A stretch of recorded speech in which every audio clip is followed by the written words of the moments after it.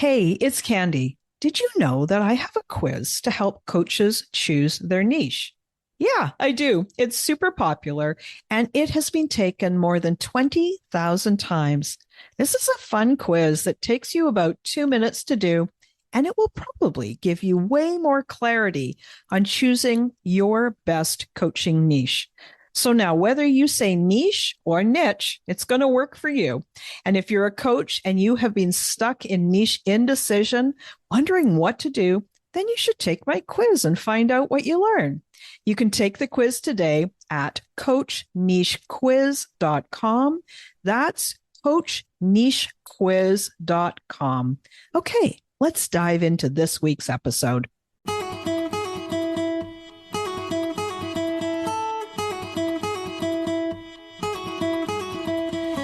Welcome to She Coaches Coaches. I'm your host, Candy Motzek, and I'm going to help you find the clarity, confidence, and courage to become the coach that you are meant to be.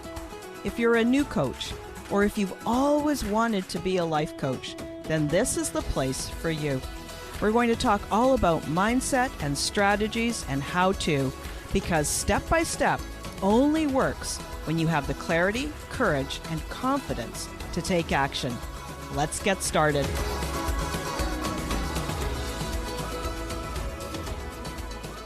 Hello, and welcome back to this week's episode of She Coaches Coaches.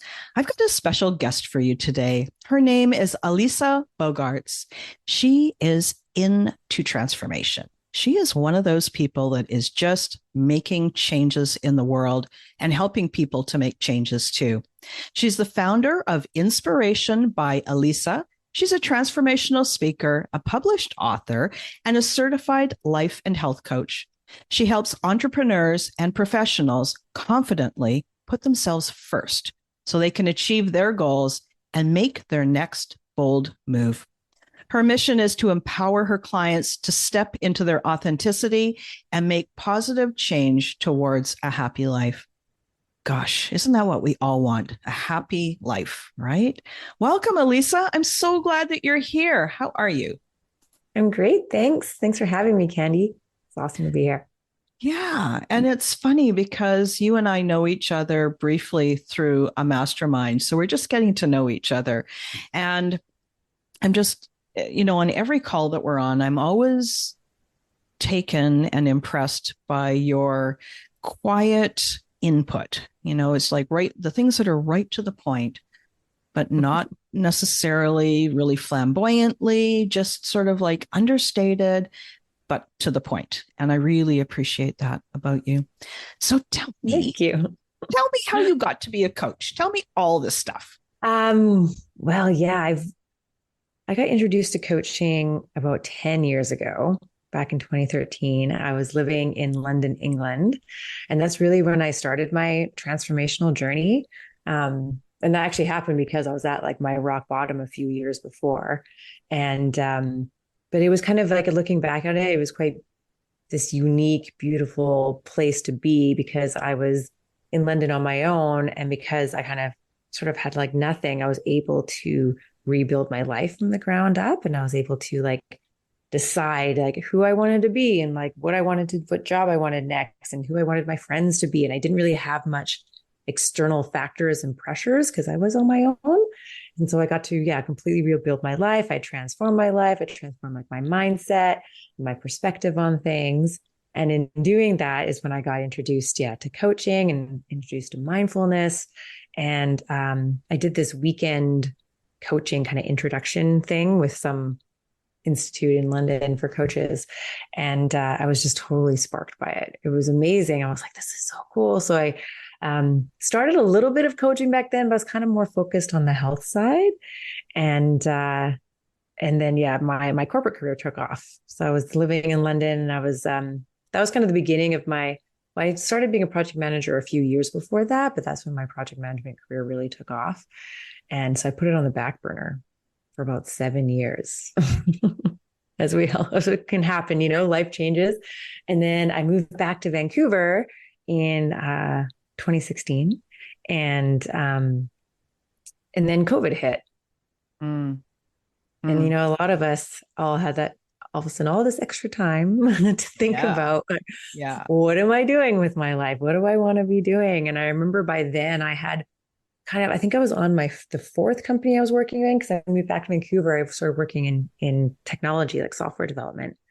And I was like, you know what? I don't think that it's the company. I don't think that it's the people. I think it's the job. I'm like, what about that coaching thing? Like, oh yeah, I was like, that's been in the back of my mind this whole time. maybe I'll start doing something about that. And as they say, like when the student's ready, the teacher appears. And so I just did a little Google searches, and then I found the Health Coach Institute and started my certification. Wow. As you're describing that, it just makes me think about, especially because it's fall, it's November and we're going into the cooler season. It just makes me think about making the most delicious stew, right? Like, you know what it's like? You go to the store and you buy all the ingredients, you chop everything up, and you put it all together in the pot, and then it has to simmer. And it simmers and it simmers and it simmers. And then sometimes you even, put the pot in the fridge, right? And get it cooled off. And then you want to simmer it again. So that's sort of like what you described, is that there was all this happening, part of coming out of a really tough time and reinventing yourself. You put all the ingredients in the pot, and then they just needed a few years to simmer, right? I love that. So great. Yeah, they did. Yeah, and and it can also be, sort of about like divine timing, if you will, like things happen when they're supposed to happen. And so, I think it was quite perfect. Yeah. The other thing is that you are one of the people who did something similar to what I did. And I think that that's an interesting alignment, is that you've quit corporate. And like, that's just like, it's like, it's a big deal to decide you want something different in your life. Tell me a little bit about making that decision and what that was like for you. Yeah, it took me, well, yeah, so it was October 2020 when I sort of made that decision, like, no, I want to do coaching. Let's get certified, started my certifications. And it was kind of then that I had sort of made that decision. It was like that realization of how unhappy I was everywhere that I was working. I was just like, I'm just miserable all the time. It doesn't matter where I work or who I'm around. Like, I'm just unhappy. And, but then it took a while. It took me 3 years to actually get to a place where I was like, no, I'm actually going to quit. And it was a bit of a roller coaster, because like life happens. So first I did the certifications, and then I like started the business, and I started with health coaching, and then I kind of redirected because I wanted to help people more with self-confidence and like making moves and filling with their life with what they want. And then 2020 was like a bad year for me. So it kind of went on the back burner a little bit. I kept the things rolling, but like, I was still doing posts and my newsletters and stuff, but wasn't really actively looking for clients. And then I kind of picked it back up again the end of 2020. And then I had some like goals, I was like, okay, if I can do this. And being a project manager, I planned it out completely. Actually, I had a plan when I first started, and it just kept on getting like deferred and deferred and deferred. And then eventually got to a point where I was like, okay, I've done everything. It's all set. The only thing left for me to do is actually hand in the notice. Wow. And even that, I think, took me maybe like a month to actually do, because that was an interesting kind of like ups and downs of like, is this really right? Am I sure? And talking to some people, I got a lot of sort of projection of fear there. People are like, well, like entrepreneur is really hard. You're going to, there's all these like, are you sure? Are you sure? Are you sure? From many different people. But I found myself defending it and being like, yes, this has been a 3-year plan. I want to do this, and it kind of made me really feel more solid and more confident about this decision. Yeah. And then eventually I just did it. And when I did, I gave my notice. I remember I felt really calm when I was talking to my manager. Yeah. And then we were talking about, she's like, well, like, are you going somewhere else? And she's like, or is it to do your business? And I was like, it's to go for coaching full time, and then there was excitement and joy, and like, it really felt right. Yeah. This I just sort of want to put a little pin back in that place where you said you had lots of people in your life that were basically projecting their fear of lack and fear of how tough it is to be an entrepreneur, and all of that stuff. And you found yourself defending it.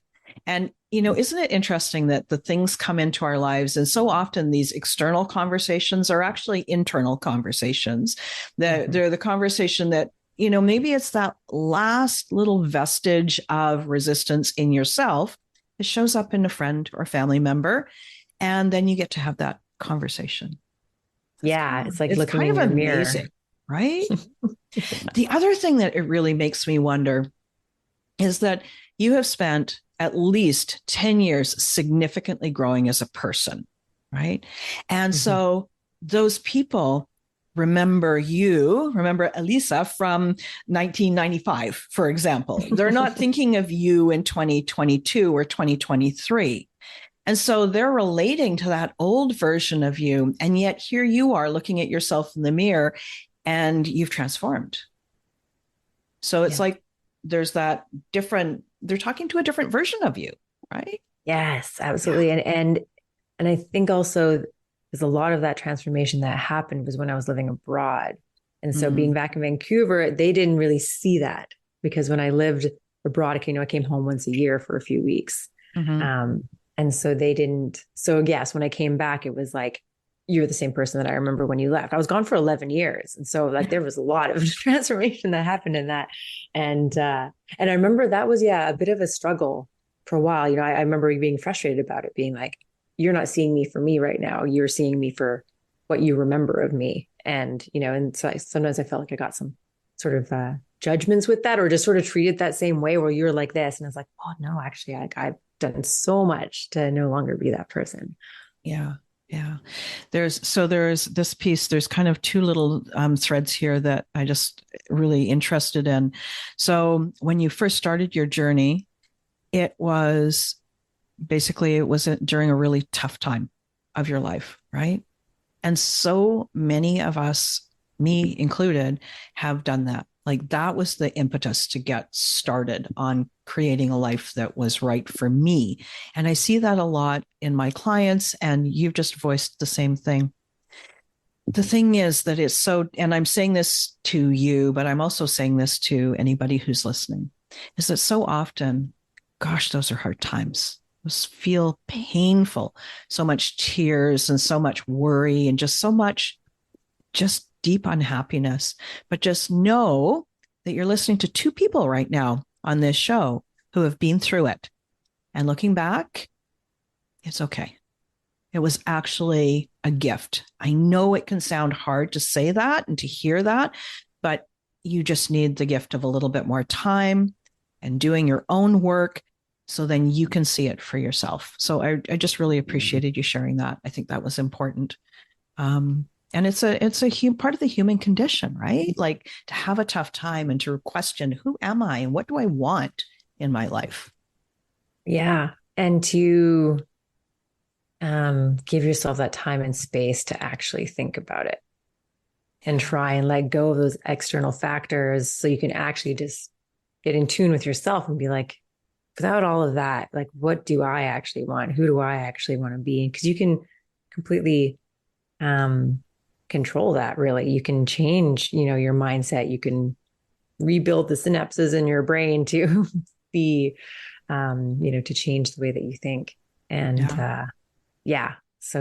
but you have to give yourself that time, that space, and even ask that question. And it can be scary to ask that question sometimes, or maybe you won't even know the answer.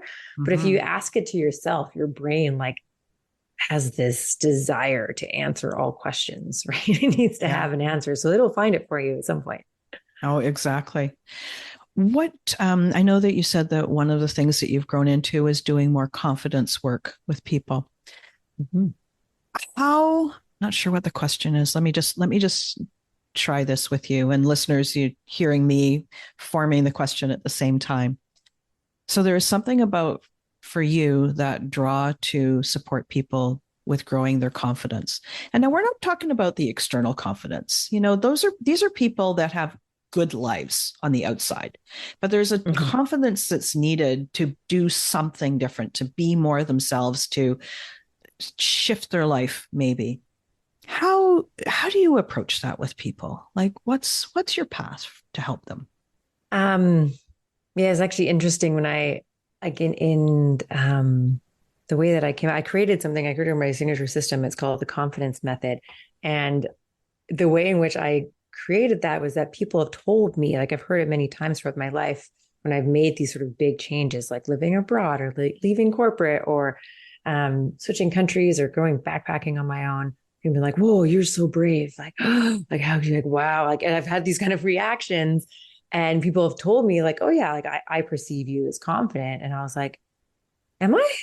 Like, okay, I guess, and I just, I was like, what, that's just what I want to do. So I'm going to do it. And I'm not going to let anything stop me. And so I really had to like sit down and be like, how did I do that? How did I, or what was my thought pattern? And so I created this system to do that. And it kind of goes through really understanding yourself and like what you want right now and what your values are and like what they are now, not what they were before or not with a mask on playing a certain role, but actually your authentic self, who is that person?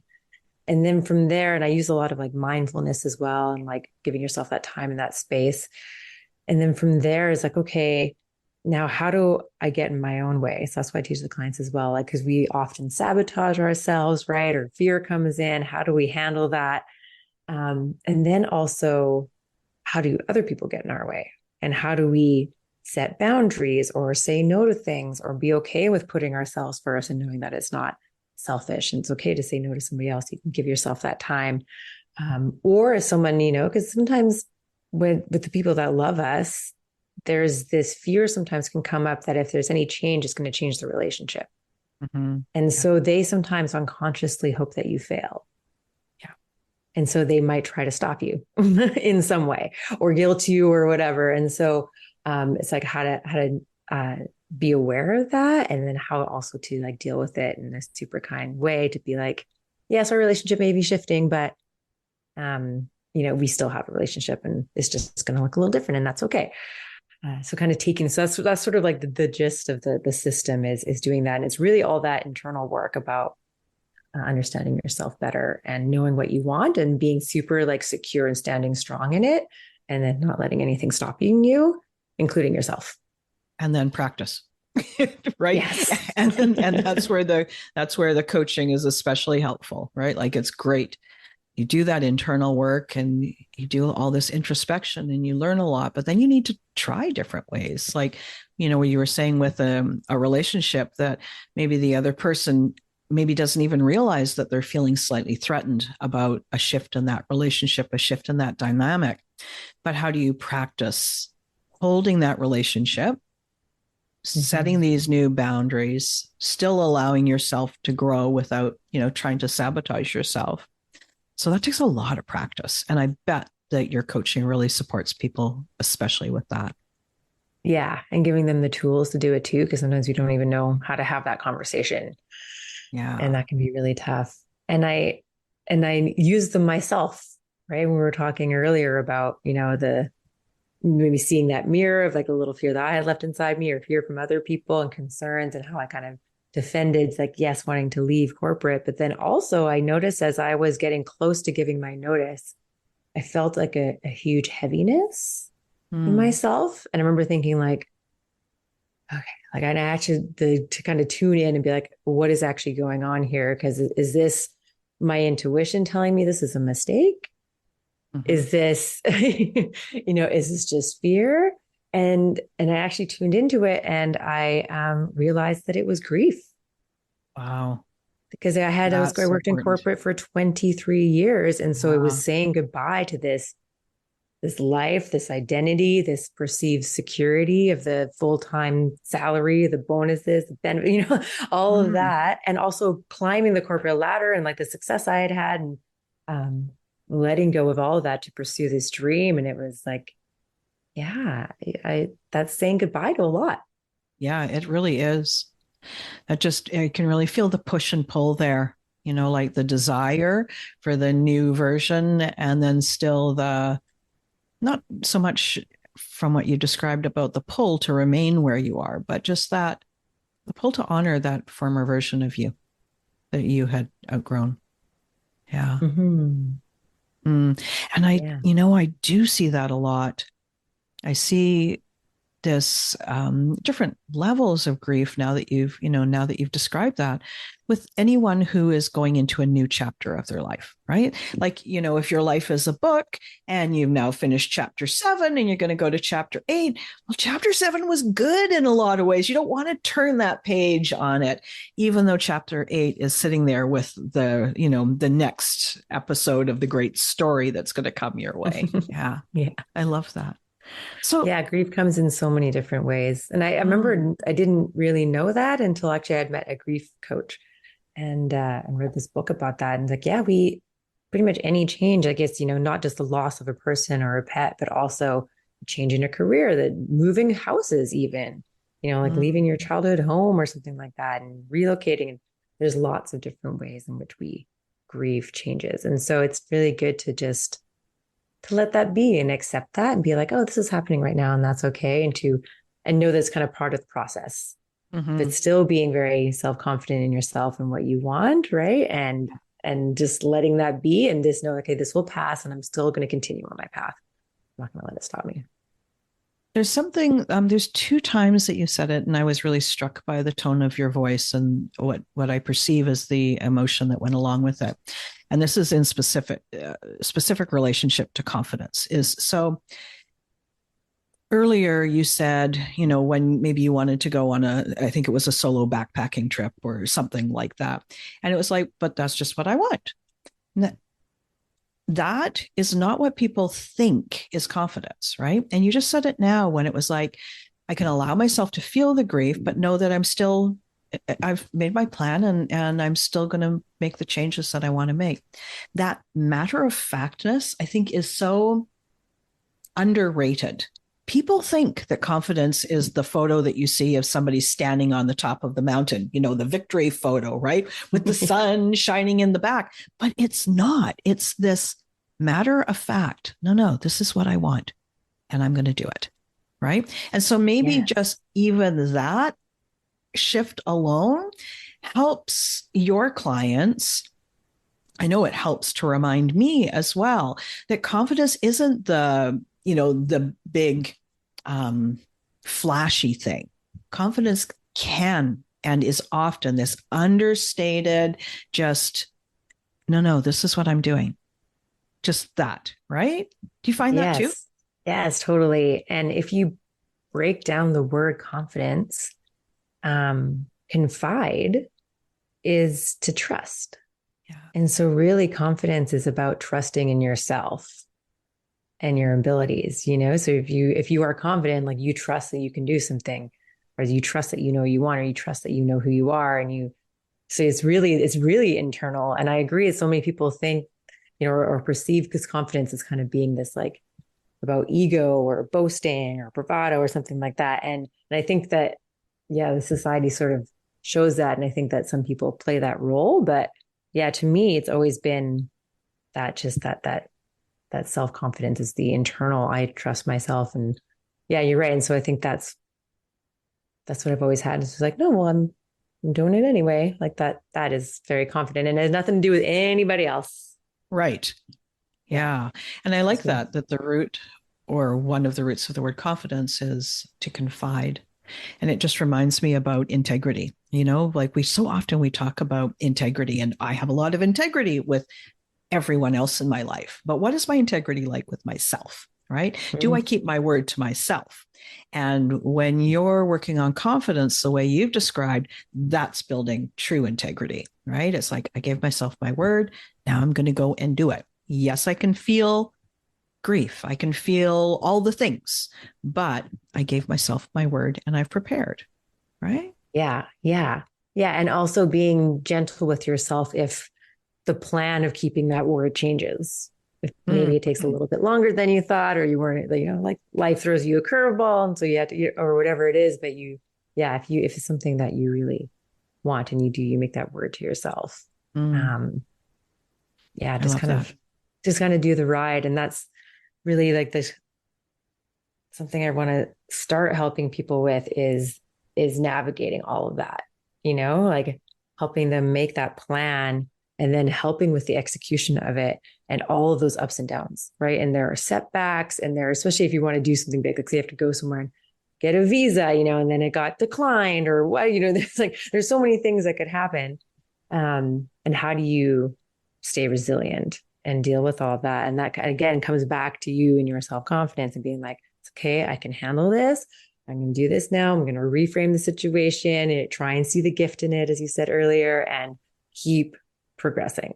Yes. And that word navigate is really resonant with that. For sure. Oh, I love it. Wow, Elisa, there's just so much here. I really appreciate you spending this time with us. And I've learned a lot. I love confidence work as well. And I really appreciated your perspective and the added gifts that you've brought to it. So I know that there's listeners who want to find out more about you. Where can they find out about you? How can they come into your world?